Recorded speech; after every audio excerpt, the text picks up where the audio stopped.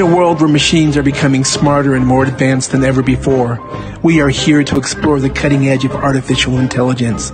Meet our host, Eric Anthony Jones, aka Ruler in Peace, as he dives into the world of AI, its benefits and its potential dangers. He, along with his future hosts and co-hosts, will be speaking to the people who are at the forefront of AI development and its early implementation stages. We'll show you how AI can revolutionize industries and transform our daily lives, and will confront the fears surrounding AI in order to take you beyond the fear of a world existing only of cold logic. By the time this journey is over, we will discover the power of AI and delve into the creative uses of AI, sparked out of the creative ingenuity unleashed within the depths of the human mind. Join us on this action-packed journey into the world of artificial intelligence, and don't forget to hit the like and subscribe button. Well, isn't that spanky, ladies and gentlemen? I hope you got that wonderful introduction. Welcome to Machine Minds, the show where we explore the latest in artificial intelligence and its impact on our world. I'm your host, Ruler in Peace, and guess what? We have a special guest. Her name is Coffee D'Ambrosi. And Miss Coffee D'Ambrosi, welcome to Machine Minds. I'm so happy to have you here this morning. Thank you so much, Ruler in Peace. I'm so happy to be here with you today, bringing a little bit of my own experience in AI. Welcome, welcome, welcome. Well, Miss Coffee is like, I would really appreciate it if you could please start us off with a little introduction with yourself and tell us a bit about your background in AI. Well, my name is Coffee D'Ambrosi. I am first a mother of a young, fantastic digital artist and painter and writer. So that is my first vocational calling, is mother to an artist, a creative artist, also in Web3. And then I am an educator, secondly, a linguist and educator. And I began my Web3 journey last year, first as a photographer, curious about digital art. And then I began almost immediately, onboarding artists and businesses into the Web3 space. And so when you asked me to be on this, on your show, I had to dig deep. And I thought, I've been delving into AI for over the past year and a half before it really blew up into the millions of users that we have today as of January 2023.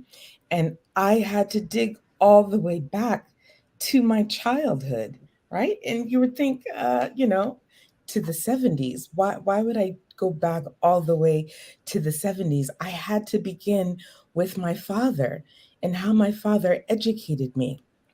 And there's a whole nother layer to the story, but my father raised me in a lot of traditional Chinese arts and education. And what people don't realize is AI began in ancient Greece in antiquity, right? And so some people say AI began 70 years ago, but the concept of AI actually began in antiquity. My history, where I was taught where AI began by my own father, was in 10th century BC with Yang Shi presented the King Mu Zhu with a Well, ladies and gentlemen, we have a technical difficulty. We've lost our guest. So just sit back and just bear with me for a minute while we wait for Miss Coffee to come back.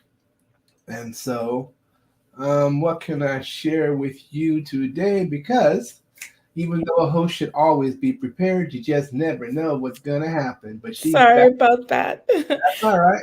A man who was built and then came to life. So we've had these concepts of AI for many, many years. And so a lot of people think AI is brand new and there's a lot of fear, but we've been operating in AI for decades. But what's happening is that we have more of transparency with AI. I remember when Google first came aboard, or even when personal computers, a lot of people had a fear about technology, that it would not make our lives better or easier. People had fear of cell phones, believing that having access to a telephone would not make our lives better. Access to GPS, a GPS in a phone would not make our lives better. Yes, do we need to be careful? Does there need to be regulation? Absolutely. But these things have been in effect. And so from the very beginning, my father always taught me about the basics of AI, and that begins in mathematics. And so my father loved mathematics. He loved the really core of mathematics that began in China. I had a basket. A lot of kids had, crayons. I had crayons and a basket, abacus. I And remember that. so, yes, and that was super key. And my father would teach me math on that. And then he also put me in a private school. I went to a Harvard prep school in Boston, Massachusetts. And one of the things we learned were the basics of AI in terms of blocking, creating worlds with blocks. And so our school was a Harvard prep school, but we were also a research school, used to collect data regarding education. And so, one of the things that was introduced in our education plan was a training program of watching how we created our worlds with blocks, which is a premise of AI. And so, part of our school was used as a research line of how we interacted with the fundamentals of AI learning. And so one of our activities was using these flat building blocks to create worlds. So unintentionally or unknowingly, I was introduced to how to create worlds with building blocks, basically making little metaverses with blocks. And so that is the basis of AI. A lot of people believe AI is brand new this past year. If you've ever used a translator, you've used AI.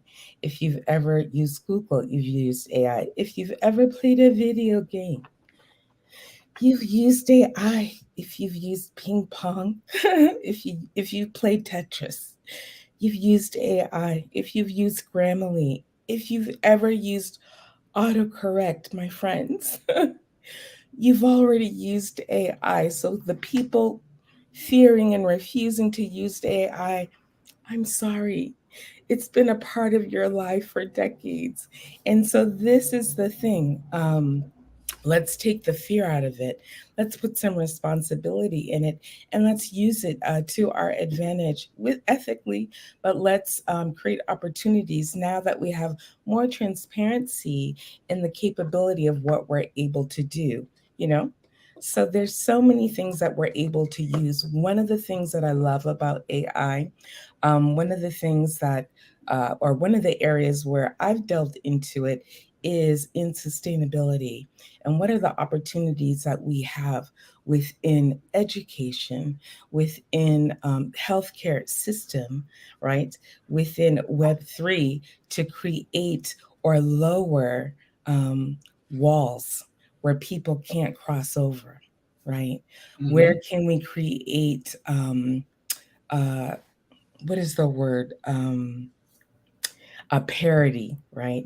Instead of having disparity, how can we use AI to create parity for people who don't have an equal playing field, or for people who don't have access to healthcare, or people who don't have access to unbiased healthcare?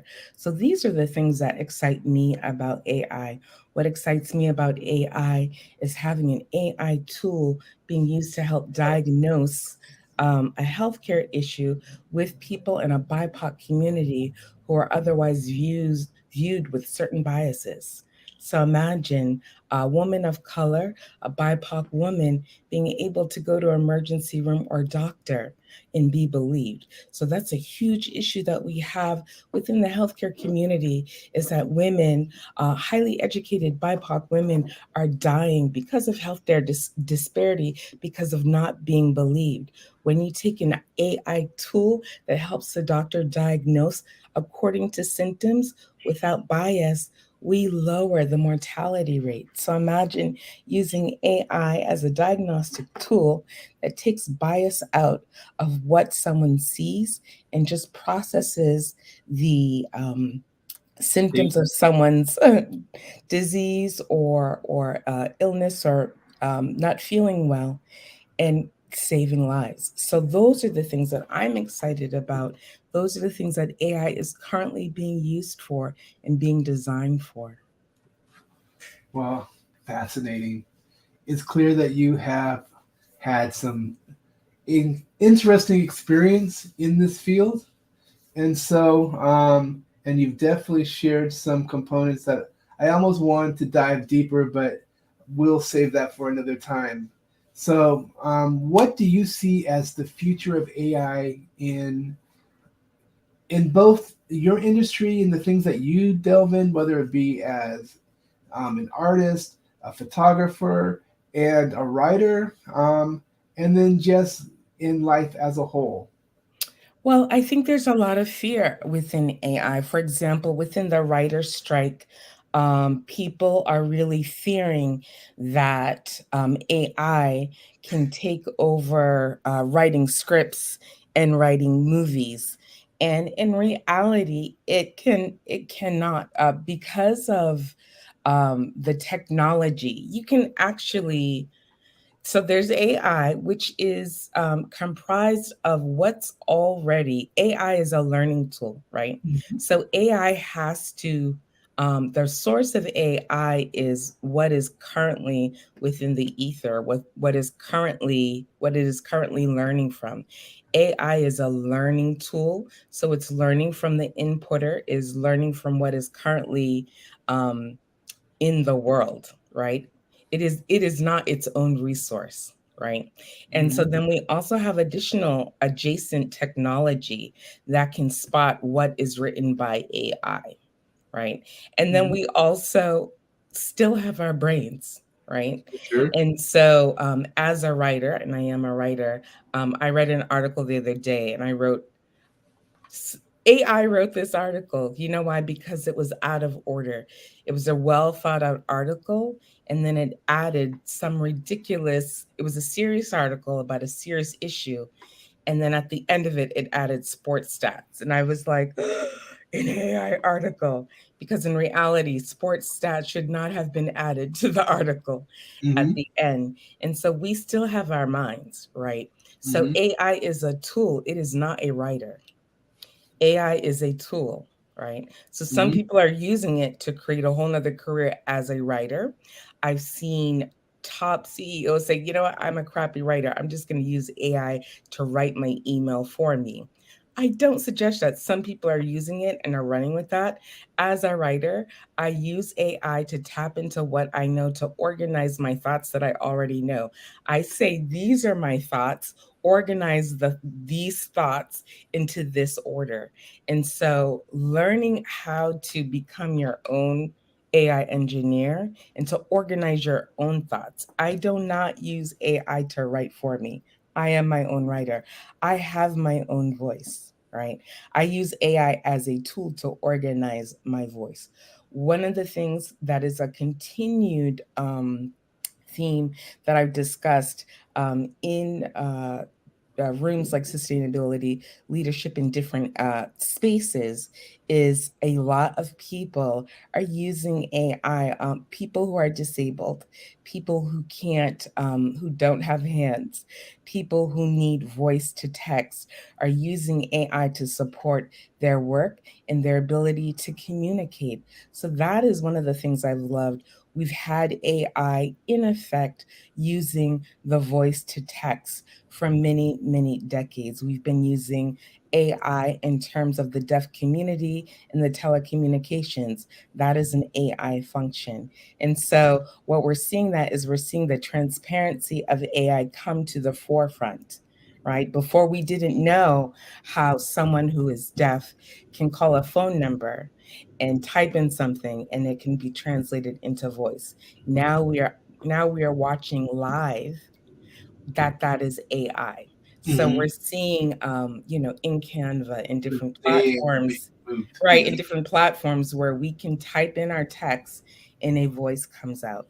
This technology has been in effect for over 70 decades.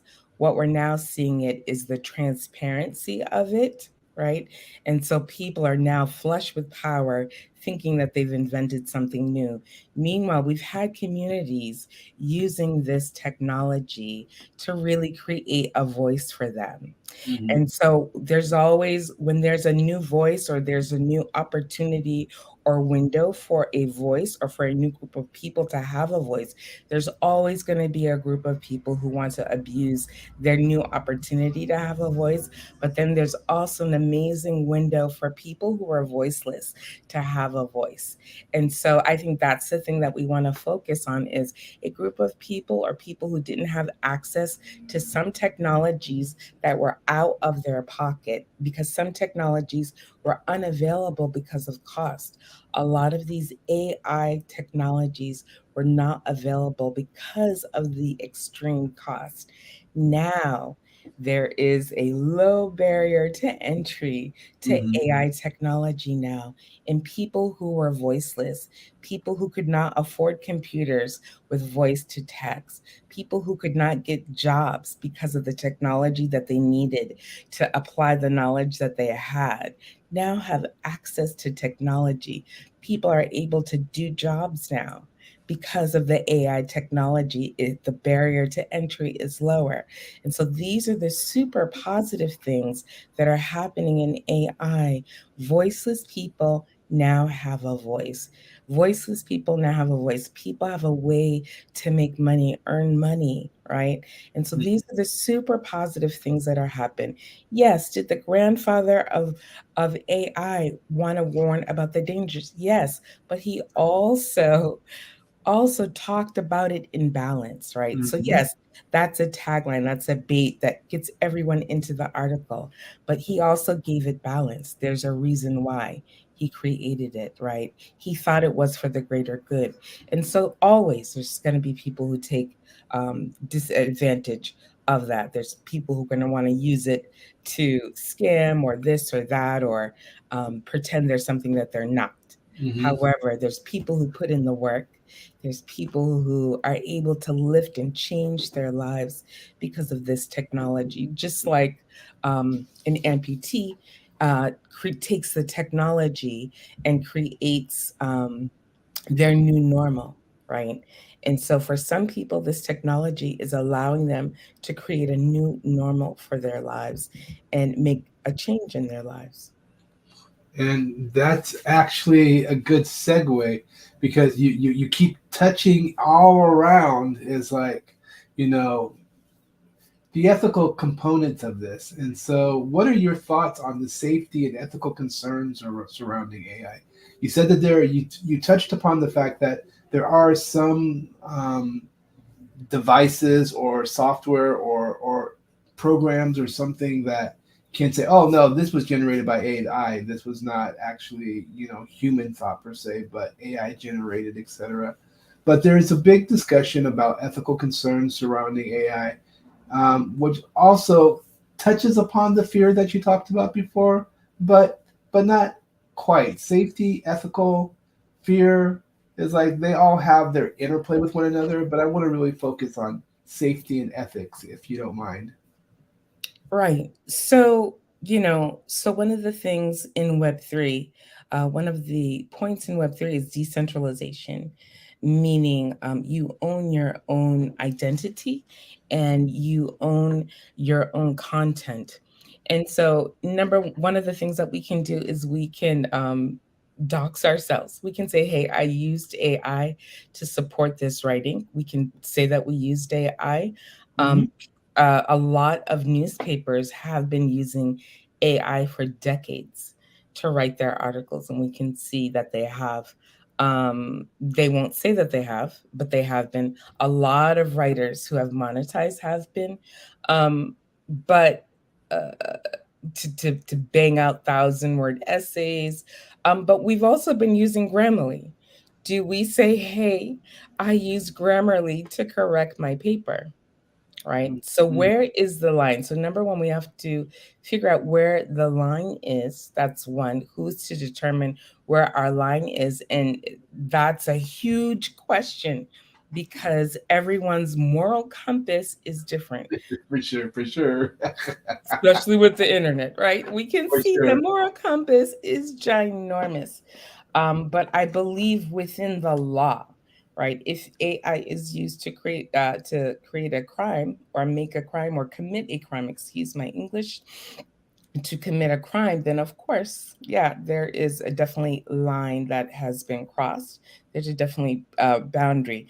But within ethics, we create individual standards and we create community standards, right? And we're always going to be doing that within Web3. Within communities, we create our own standards of behavior and what is ethical.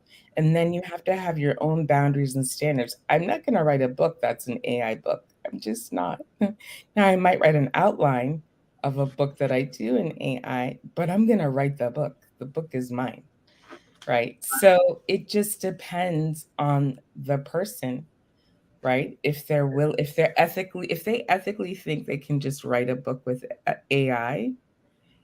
Some people don't understand signature.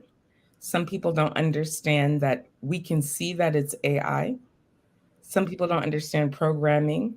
Some people think um, electronic signature is not prevalent, sort of just like whether it's some people don't understand digital assets, sort of like a photograph, a digital photograph, and we've had this discussion, and a digital song, right? And so we were talking, I had a discussion with you once how I took a photograph and a client did not want to pay for the enlargement. And they took it to get it enlarged.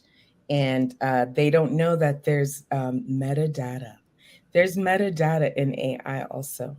And so when you want to use it for a certain thing, I'll give you an example. A lawyer decided to write a brief in AI. Hmm. The what do you call it? The precedents did not exist. Yeah, for sure. Right? He Exactly. got in trouble. He got in Yes, trouble, right?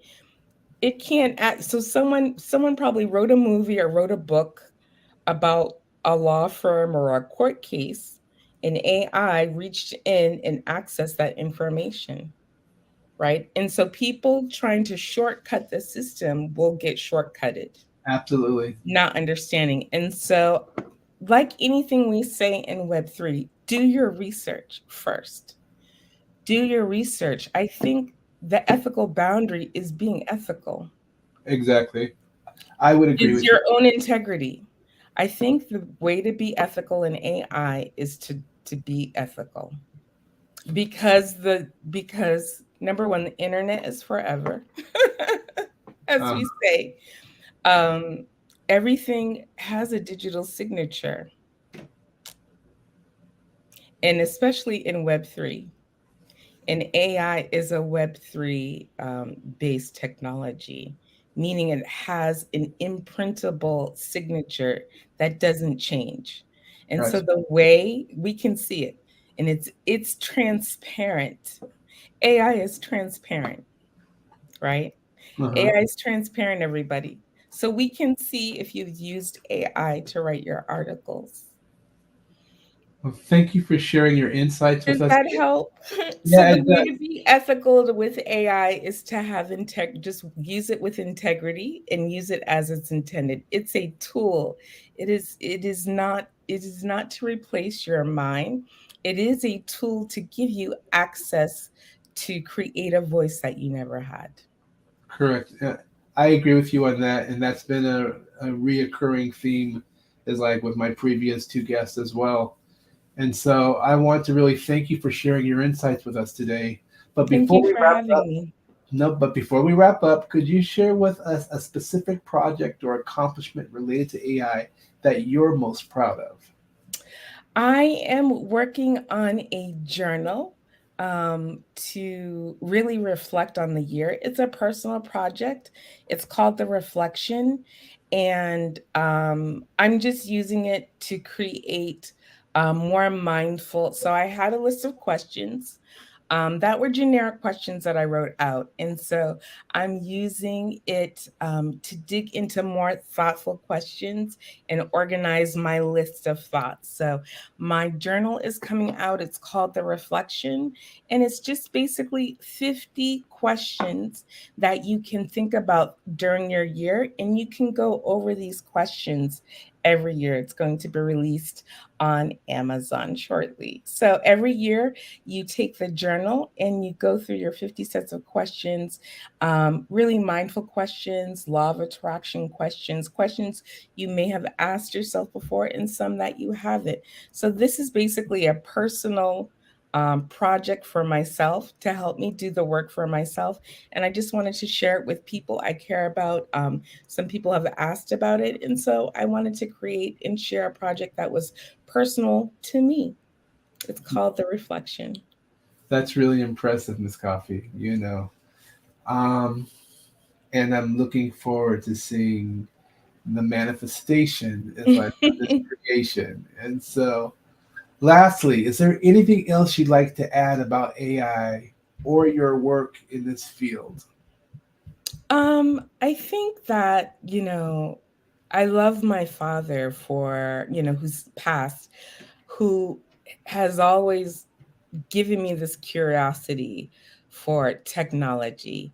He bought me my first Apple computer. It wasn't out of the garage, but it was, I believe, in the 80s, early 80s.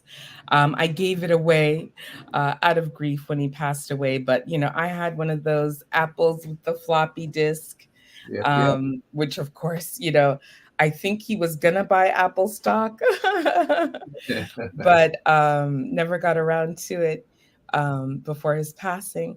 Yeah. So he gave me that, that curiosity. Number Uh-huh. one, first for books. Number two, for culture, for a culture based in mathematics and science. So he raised me always with the curiosity um, of China and Asia in regards to mathematics in science and fireworks and all the things in Asia that related to technology. Uh-huh. And then just the discovery of math and technology and science in ancient history. Yeah, And yeah. then he put me in a school that also had those same foundations. I believe we had a computer in our school, but our school was year round, but always focused on discovery. Everything was discovery. It was a Harvard prep school, so everything was discovery and research focus in terms Uh-huh. of our education. It was out of the box education. It wasn't normal, but we were definitely doing some research projects unbeknownst to us. So I want to thank my father definitely for always creating that curiosity for technology, for math, for science, even as it was integrated into our art practices at school in terms of music, art. So, music, art, math, and science was never separated for me, right? Uh-huh. So, in terms of AI, in delving into AI in my photography work, it was never separated. Even Uh-huh. as a photographer, math and technology always played a part, right? My mentor's mentor was the last protege of Ansel Adams. And so, math, science, and technology has always been a part of my art practice. So, AI art is not a foreign concept to me. It's always been. The minute we had Photoshop Yeah. is the minute we had a photo editor is the minute we had AI in our art. And so I think people need to lower the outrage barrier in terms of AI art. We've been doing AI art, right?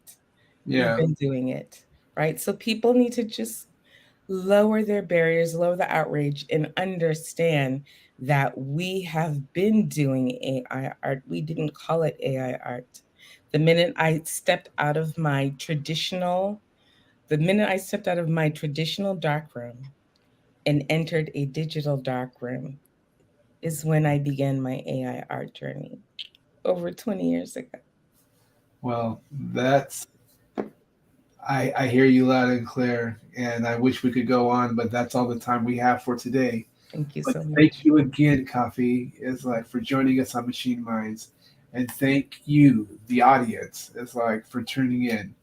Join us next time as we continue to explore the fascinating world of AI. And I hope to get you back, Ms. Coffee, as you spend more time Absolutely.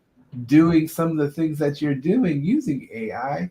And and what I really appreciate about this particular episode is you really touched upon some really important areas because once again, like you touched that Web3 is about inclusion, it's about sovereignty, it's about gaining human sovereignty and control over our lives as we talk about. It's kind of funny because we talk about living in the some people talk about living in the matrix and that that we've been living in the matrix since the founding, as like so to speak, on many levels, because there's always been a controlling class always trying to control those that didn't have the knowledge, didn't have the resources, didn't have this.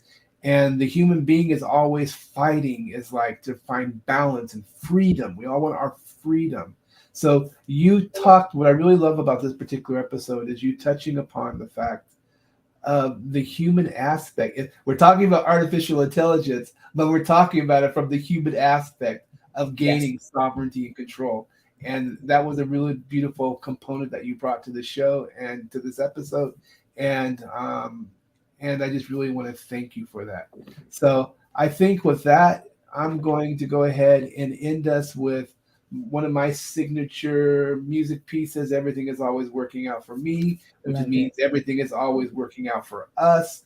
That means as we shut this down, I just want everyone to realize everything, including this AI stuff, is working out for us. It's about perspective, focus, and you can use this for the better good, or you can go to the dark side. But the bottom line is it depends on our ethics and how you choose to use it. So Yes. you can make the world a better place and you can transform lives, or you can live in fear. But remember what fear is.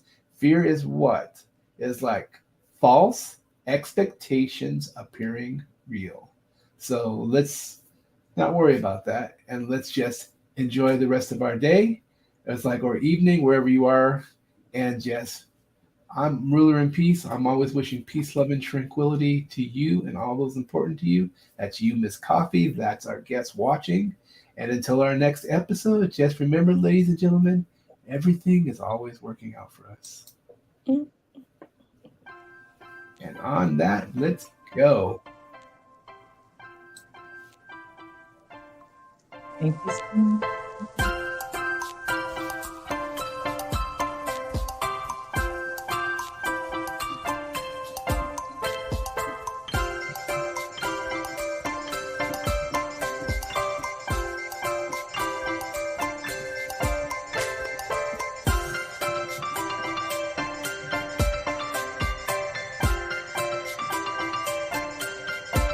Mm. Thank you so much. You're welcome, Miss Coffee. Everyone.